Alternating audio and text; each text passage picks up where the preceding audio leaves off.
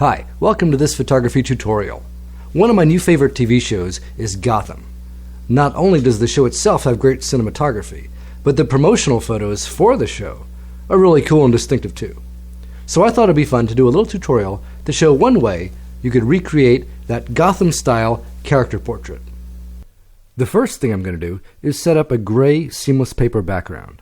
Then I position a key light directly in front of where I'm going to be standing. Next, I set up two backlights, one on each side of the backdrop.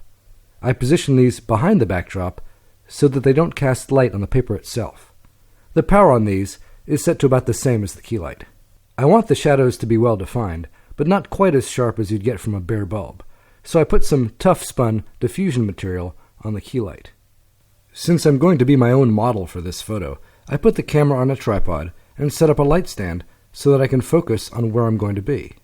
Because I want a fairly tight close-up, I'm using an 85mm lens on my Canon 5D Mark II. Now that I've got my background and my lights set up, I can go ahead and turn the camera on the 10-second timer, try to make a Gotham villain face, and get ready for my character portrait. Before I get into post-processing of the image, I want to mention one thing about lights. A lot of times, people get really hung up on the kinds of lamps that other photographers use. And after you've been doing this for a while, you start to realize that the kind of instrument you use really doesn't matter as much as what you do with it. So, to show you what I mean, I'm going to replace these fairly nice monolights that I've been using with these inexpensive video lights. And I'm going to retake the photo and show you what I mean. Okay, I've replaced the monolights with these tungsten lights.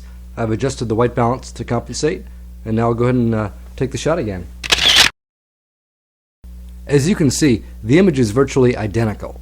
You could use LED lights, speed lights, shop lamps, whatever you want.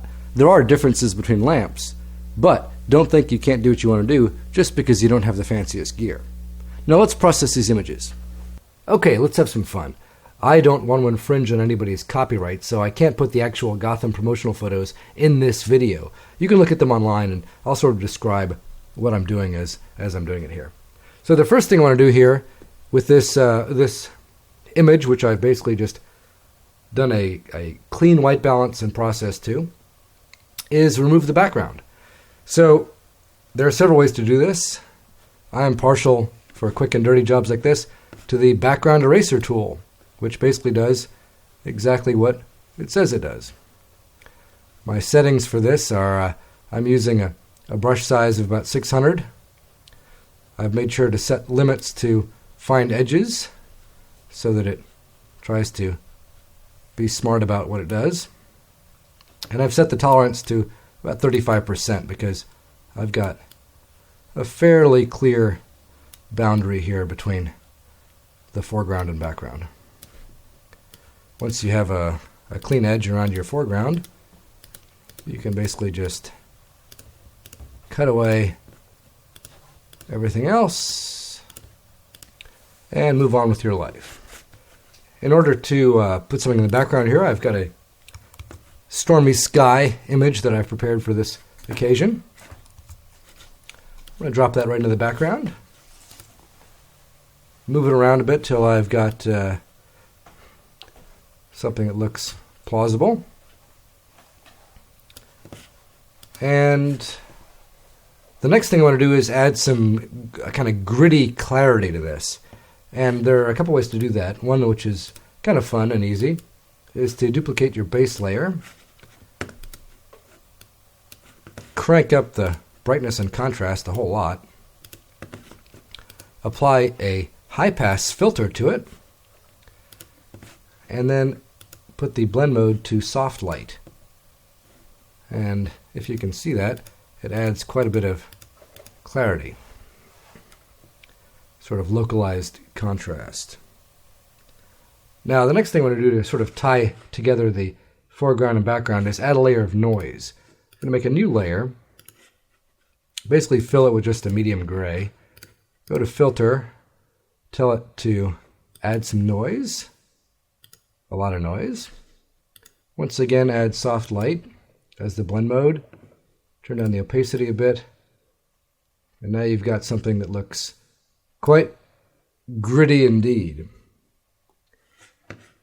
The Gotham images have a pretty strong vignette on them, so I've got a vignette here. I'm going to paste that right in place here. Now, the last thing I want to do is to adjust the overall tone of the image so that it looks a little more stylized. I do that with an adjustment layer using hue and saturation. Turn the saturation down, turn the hue a little more towards the blue side of things, being careful not to get too green. I'm going to add another adjustment layer, in this case curves, and I'm going to boost up the contrast a bit, maybe lower the midtones, raise the highlights,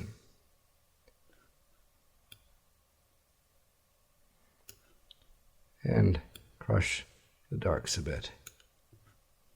And there you have something that looks a whole lot like the Gotham character portraits. So I hope you've enjoyed this tutorial. If you are able to follow it and make your own Gotham portrait, send it over to me and I'll post it on the blog. Thanks for watching. See you next time.